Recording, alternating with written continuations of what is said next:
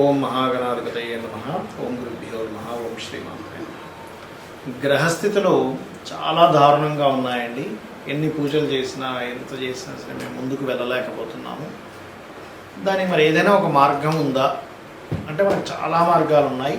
అందులో ప్రధానంగా మనకి కొన్ని కాంబినేషన్స్ ఉంటాయి. అంటే అలాగా శని కుజుడు, రవి రాహువులు, బుధుడు కుజుడు, అదేవిధంగా కుజుడు రాహువు, శని కేతువు, ఇట్లా కొన్ని కాంబినేషన్స్ ఉంటాయి. చంద్రుడు రాహువు ఇట్లా ఉన్నప్పుడు ఏమవుతుందంటే వాళ్ళ లైఫ్లో పాపం వాళ్ళు ఎంత నిజాయితీగా ఉన్నా, ఎంత సిస్టమేటిక్గా ఉన్నా, ఎంత కష్టపడుతున్నా దగ్గర దాకా నోటి దాకా వచ్చి జారిపోతూ ఉంటుంది.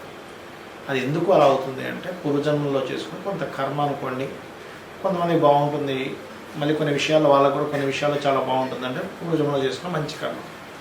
మరి ఈ కర్మని మార్చేటువంటి దేవతా అనుగ్రహం, కాలాన్ని మన కాలం అనుకూలంగా ఉండేటువంటి దేవతా అనుగ్రహం ఏం చెప్పారు శాస్త్రాల్లో అని చూసుకున్నట్లయితే, కాలభైరవుడు లేదా కాలరాత్రి అంటే కాలాన్ని మన జన్మజాతకంలో గండం ఉంది, అమ్మో ఇంక ఇంతకంటే ఎక్కువ కాలం బతకడండి, కాలభైరవుడు అష్టకం ఖచ్చితంగా మంచి ఫలితాలు ఇస్తుంది.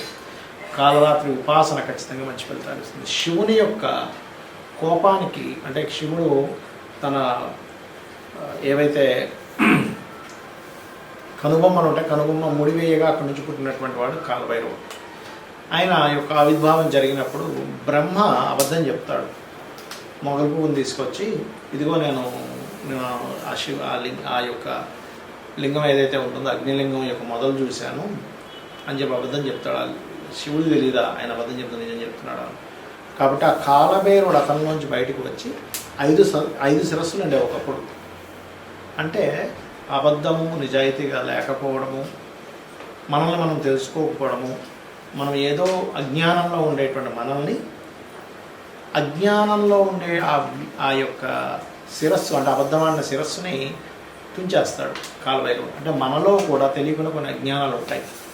ఎలా అంటే ఈ పని నేను చేయడం ఏమిటి, ఇలా నేను ఉండడం ఏమిటి, నేను ఎవరి మాట అందరూ నేను ఎందుకు వినాలి, లేకపోతే నాకు తోచింది నేను చేస్తాను, ఎవరు ఏం చేస్తారో చూద్దాం, నేను ఇలాగే బ్రతుకుతాను, అది నిజం కాదు, అది కరెక్ట్ కాదు తెలిసిన అవసరం మనకు తెలియకుండా ఎక్కడో మన ఈగో మనల్ని ఇబ్బంది పెడుతూ ఉంటుంది. దాని నుంచి ఎప్పుడైతే మనిషి బయటికి వస్తాడో అప్పుడు వాళ్ళ లైఫ్ అనేది మారుతుంది. అయితే అంత సులభమా? పూర్వజన్మ వాసనలు మనల్ని వెంటాడుతూ ఉంటాయి. కానీ ఎవరైతే కాలభైరవ అష్టకాన్ని చదువుతూ ఉంటారు, ఇందాక నేను చెప్పాను శని కుజులు అంటే ఏమిటి, ఫోర్స్ కర్మ.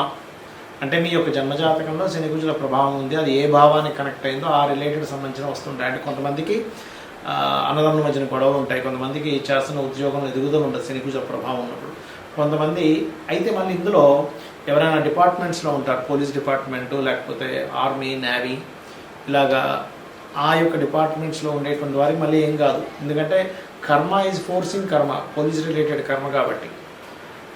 అలా కాకుండా మరి కొంతమందికి ఇతర కాంబినేషన్స్ వల్ల రవిరాహు కాంబినేషన్ అనుకోండి, మిస్క్యారేజ్ అవ్వడం, లేకపోతే మీరు చెప్పిన దాన్ని అవతల వాళ్ళు ఇవన్నీ ఇలాగే డబ్బా కొడుతుంటాడులే అని చెప్పి ఒక బ్యాడ్ నేమ్ రావడం క్రియేట్ చేస్తూ ఉంటుంది. కాబట్టి ఏంటంటే ఈ యొక్క విషయంలో మీకు మంచి ఫలితాలు రావాలంటే రోజు ఉదయం పూట లేదా సాయంత్రం పూట అయినా ఒక్కసారి కాలభైరవ అష్టకం చేసుకొని చూడండి. లేదు మీరు అమ్మవారు ఉపాసకులు అనుకోండి, కాలరాత్రి అని ఉంటుంది అమ్మవారు, కాలభైరవుడు కాలరాత్రి. ఈ కాలరాత్రి ఉపాసన అంటారంటే మన జన్మజాతకంలో ఏమిటండి ఎన్ని దశలు మారిపోతున్నా సరే నా లైఫ్ మారదా అని మనం ఎదురు చూస్తూ ఉంటాం చూసారా, ఏమిటో అర్థం కావట్లేదు, అసలు ఆ టైం మారుతుందా, నా జీవితం ఇంతేనా అని అంటూ ఉంటారు. అలాంటి వారికి 100% అమ్మవారి యొక్క అనుగ్రహము లేదా కాలభైరవుడి యొక్క అనుగ్రహం కనుక చేసినట్లయితే, ఎందుకంటే మనం కాశీకి వెళ్ళాలన్నా కాశీ క్షేత్రపాలకుడు కాలభైరవుడు, అతని అనుగ్రహం లేకపోతే మనం కాశీకి వెళ్ళలేమట. అంటే చూడండి, ఆ శివుణ్ణి చేరుకోవాలంటే ఇక్కడ మీరు అర్థం చేసుకోవాల్సింది ఏంటంటే బ్రహ్మ యొక్క శిరస్సుని ఆయన తుంచేసాడు, అబద్ధం ఆడాడు. అంటే ఏంటి, మనం శివుణ్ణి చేరాలంటే కాలభైరవుడు అనుగ్రహం ఉండాలి. మనం అజ్ఞానంలో ఉన్నంతసేపు, అహంలో ఉన్నంతసేపు శివుణ్ణి మనం చేరుకోలేము. శివుడు అంటే ఎవరు, మంగళుడు, సకల మంగళానికి కారకుడైన. మనకి అన్నీ మంచి జరగాలంటే మనలో ఉండేటువంటి అజ్ఞానం పోతేనే అన్ని విధాలా మంచి జరుగుతుంది. జ్ఞానం రావాలి అంటే కాలభైరవుడి యొక్క ఆరాధన చేయండి.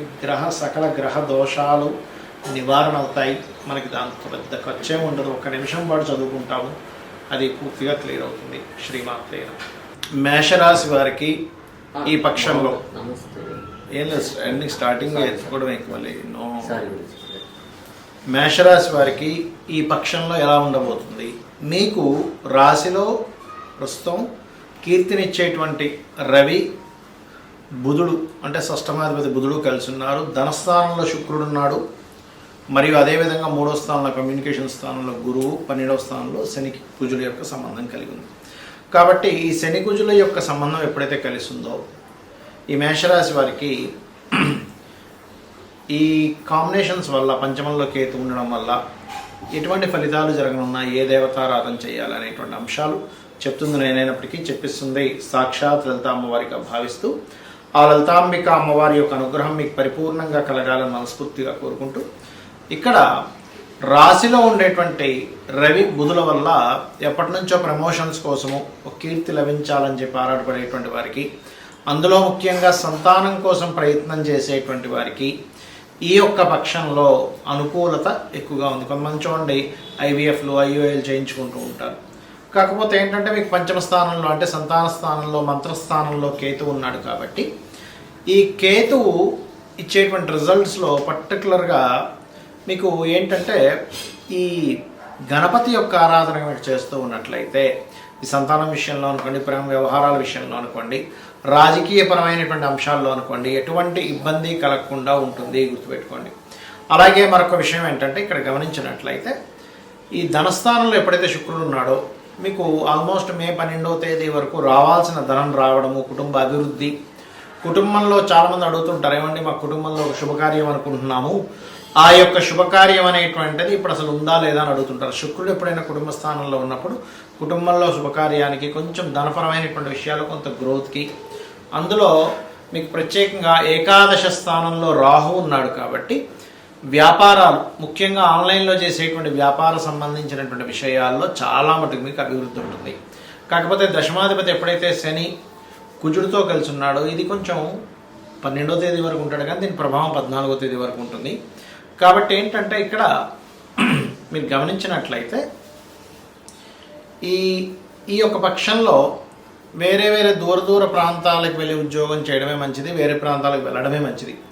కాకపోతే ఏంటంటే ఈ కుజుడు కలిసి ఉన్నందుకు కొద్దిగా మీకు ఈ స్ట్రెస్ అనేటువంటిది కంటిన్యూ అవుతూ ఉంటుంది, గుర్తుపెట్టుకోండి. ఇక మీరు నిత్యము చేయవలసిన దేవతారాధన, సూర్య నమస్కారాలు చేయండి. వివాహ సంబంధించిన విషయాలు కూడా అనుకూలంగా ఉంది. ఈ యొక్క పక్షంలో చూసుకున్నట్లయితే ఎక్కువగా సూర్య నమస్కారాలు, గణపతి ఆరాధన చేయడము, కాస్త గోశాలకు వెళ్ళి ఏదైనా సేవ చేయండి, గోవులకు కాస్త బెల్లము, క్యారెట్స్ తినిపించండి, అన్ని విధాలా బాగుంటుంది. ఇక్కడ మనం గోచార ఫలితాలు చెప్పుకుంటూ ఉంటాం, కానీ గోచార ఫలితాల కంటే కూడా అతి ముఖ్యంగా మీరు చూసుకోవాల్సింది మీ జన్మజాతక ఫలితాలు. అది ఎలా చూసుకోవాలి? మీకు చంద్ర నక్షత్రము, చంద్రరాశి ఎలా ఉంటుందో, ఫలానా నక్షత్రం ఫలానా రాశిని చెప్పుకుంటూ ఉంటాం కదా, అలాగే లగ్నము అనేటువంటిది ఉంటుంది. అది ప్రతి 2 గంటలకు ఒకసారి మారిపోతూ ఉంటుంది.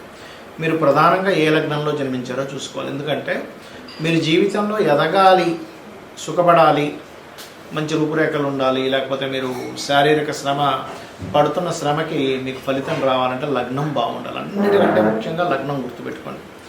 లగ్నం బలహీనంగా ఉందా, బలంగా ఉందా? బలహీనంగా ఉంటే అది ఏ లగ్నం అయింది, 12 లగ్నాల్లో ఏ లగ్నం అయింది, మేషం నుంచి మీనం వరకు ఆ లగ్నాధిపతి ఎవరైతే అయ్యారో, ఎందుకంటే మేషము వృశ్చికానికి అయితే కుజుడు అవుతాడు, వృషభ తులకైతే శుక్రుడు అవుతాడు, మిథున కన్యకైతే బుధుడు అవుతాడు, కర్కాటకానికి చంద్రుడు అవుతాడు, సింహానికి రవి అవుతాడు, మరియు అదేవిధంగా ధనం మీనాలకి గురువు అవుతాడు, మకర కుంభాలకి శని భగవానుడు అవుతాడు. కాబట్టి ఈ లగ్నాధిపతి ఎవరో తెలుసుకొని మీరు ఎదగలేకపోతున్నారన్నప్పుడు ఆ గ్రహం దగ్గర దీపారాధన చేయండి. ఖచ్చితంగా మీ లైఫ్లో ఎదుగుదల అనేటువంటిది వస్తుంది. శారీరక శ్రమ, మీరు శ్రమ పడుతున్నందుకు దానికి ఫలితం వస్తుంది.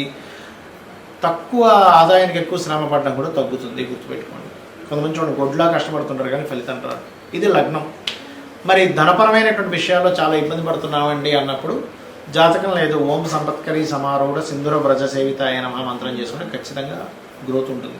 అంటే మీ యొక్క ఆలోచన విధానంలో నేను ఎలా కష్టపడుతున్నాను, నేను ఏ మార్గంలోకి వెళ్తే బాగుంటుందని అమ్మవారిని ఆశ్రయించినప్పుడు మీకు ధనయోగం అనేటువంటిది కలుగుతుంది.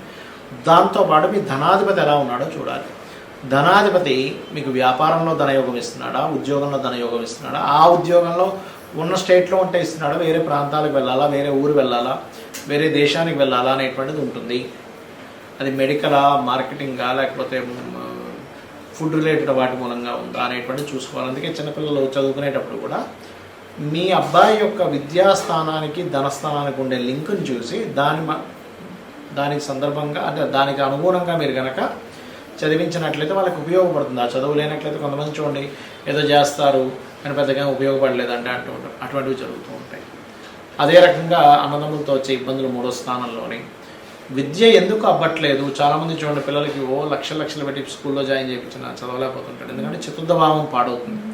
ఆ చతుర్థాధిపతి ఎవరు, చతుర్థ స్థానంలో ఉండే గ్రహం ఏమిటి, చతుర్థాధిపతి ఏ గ్రహాలతో సంబంధం కలిగి ఉన్నాడు, దానికి సంబంధించినటువంటి గ్రహారాధన చేయడము, పిల్లలకి హైగ్రీవ స్తోత్రం నేర్పించడము. లలితా సహస్రనామాల్లో అయితే మీరు శుద్ధ విద్యాంకురాకార ద్విజపంక్తి ద్వయోజ్వలాయే నమః అనే మంత్రం చేయించడం మంచిది. ఇక సంతానం కలిగినప్పటి నుంచి కొంతమందికి బాగుంటుంది, సంతానం వల్ల కొంతమంది ఇబ్బంది పడుతూ ఉంటారు. 5వ స్థానం రుణ రోగ శత్రువులు. ఇవాళ రేపు అందరూ ఇబ్బంది పడేది దేని గురించి అంటే రుణము, రోగము, శత్రువులు. ఇది పూర్వజన్మ కర్మ వల్ల వస్తూ ఉంటుంది. కాబట్టి ఈ పూర్వజన్మ కర్మకారకుడు ఎవరైతే ఉన్నారో, రుణరోగ శత్రుకారకులు ఎవరైతే ఉన్నారో, ఇది 6వ భావం బట్టి ఉంటుంది. కాబట్టి 6వ స్థానంలో ఉండే గ్రహాలకు మీరు దానం ఇచ్చుకున్నట్లయితే మీ రుణాలు తగ్గడం. ముఖ్యంగా ఓం అపర్ణాయే నమః అనే మంత్రం చేయండి. 100% మీకు రుణం అనేటువంటిది తగ్గి తీరుతుంది. ఇక వివాహం, ఇవాళ రేపు వివాహం అవ్వట్లేదు ఏంటోనండి, మా అబ్బాయికి 30 వచ్చేసే, 35 వచ్చేసే, మా అమ్మాయికి 40 వచ్చేస్తున్నాయి, వివాహం అవ్వట్లేదు అని బాధపడుతుంటుంది. ఇక్కడ ఒకటే, మీకు గ్రహము అనుకూలించినప్పుడు మీరు వివాహం కోసం ఆలోచించరు. ఒక్కోసారి ఎలా అంటే 25 ఏళ్ళు 22 ఏళ్ళ వయసులో ఒక్కోసారి అనుకూలిస్తుంది గ్రహం. ప్రతి జీవుడికి కూడా 3 నుంచి 5 సార్లు వివాహ బలం వస్తుంది. అది మన జన్మజాతకంలో సప్తమాధిపతి ఎక్కడ ఉన్నాడు, శుక్రుడు ఎలా ఉన్నాడు, సప్తమం మీద శుభగ్రహ అనుకూలత వస్తుందా, సప్తమంని యాక్టివ్ చేసేటువంటి మహాదశలు అంతర్దశలు వస్తున్నాయా లేవా, ఇవి చూసుకొని మీరు వివాహం కోసం ఆ పర్టికులర్ సమయంలో కనుక ప్రయత్నం చేస్తే ఖచ్చితంగా ఉంటుంది. ఎలా అంటే చిన్న ఎగ్జాంపుల్ చెప్తాను చూడండి. మీరు సినిమాకి వెళ్దాం అనుకున్నారు, మార్నింగ్ షోనా, మ్యాట్నీనా, ఫస్ట్ షోనా, సెకండ్ షోనా, 4 షోలు ఉంటాయి. అలా కాకుండా నేను అక్కడ 2 గంటలప్పుడు సినిమాకి వెళ్దాం అనుకుంటున్నానండి, నేను థియేటర్కి వెళ్తే ఎవరు తెలుస్తారు, మూసుంటుంది. అలాగే మీరు ఏదైనా ఒక వస్తువు కొనాలన్నా పలానా సమయం, పలానా మార్కెట్, పలానా ప్రదేశం. సూర్యోదయం కూడా రాత్రి ఎప్పుడో 9 గంటల నుంచి మీరు తలుపులు తీస్తూ చూస్తే ఏంటి సూర్యోదయం లేదని బాధపడడంలో ఎలా అర్థం లేదో, మీ యొక్క జన్మజాతకంలో మీకు ఒక ధనయోగం కానివ్వండి, ఒక విదేశీ యోగం కానివ్వండి, ముఖ్యంగా వివాహం గురించి మనం మాట్లాడుకుంటున్నాం కాబట్టి ఈ సమయంలో వివాహ యోగం ఉంది, ఇలాంటి పర్సన్తో ఉంది, ఇలాంటి లవ్ మ్యారేజ్ ఉందా, అరేంజ్డ్ మ్యారేజ్ ఉందా, లేకపోతే విదేశాలకు వెళ్ళి ఉద్యోగం అక్కడ ఉండేటువంటి అమ్మాయితో వివాహం అవుతుంది అనేటువంటిది మీ జాతకంలో ఉంటుంది. ఏ సమయంలో అవుతుంది అనేది ఆ 3 నుంచి 5 సార్లు సమయాల్లో మీరు సరైన సమయాన్ని ఎంచుకొని అక్కడ కొంచెం గట్టిగా ప్రయత్నం చేసినట్లయితే మీకు వివాహం ఖచ్చితంగా అయితే తీరుతుంది. కొంతమంది ఎక్కడో 1% ఆఫ్ జాతకాల్లో అసలు వివాహం ఉండదు, అది వేరే కేసెస్. అయితే వివాహం అవ్వాలి అంటే ఓం కామేశబద్ధ మాంగళ్య సూత్ర శోభిత కందరాయే నమః అనే మంత్రం చేసుకుంటే ఖచ్చితంగా మీకు వివాహ యోగం అనేటువంటిది అమ్మవారు కలిగించి తీరుతుంది. మరి కొంతమందికి వివాహం అయిన తర్వాత ఇబ్బందులు ఉంటాయి. అలాంటప్పుడు ఓం శివకామేశ్వరాంకస్త శివా స్వాధీన వల్లభాయ నమః చేసుకోండి. అదేవిధంగా విదేశీ యోగ 12వ స్థానం బాగుండాలి, వ్యాపారంలో బాగా లాభాలు రావాలి, లాభస్థానం బాగుండాలి, ఉద్యోగం బాగుండాలి, 10వ స్థానం బాగుండాలి. ఈ రకంగా మీ యొక్క జాతక చక్రాన్ని మీకు మీరుగానే ఆ భావాధిపతి ఎలా ఉన్నాడో చూసుకోండి. పాపగ్రహంతో ఉందా, శుభగ్రహంతో ఉందా అని చూసుకొని మీకు మీరుగా చేసుకోవచ్చు. శ్రీమాత్రే నమః.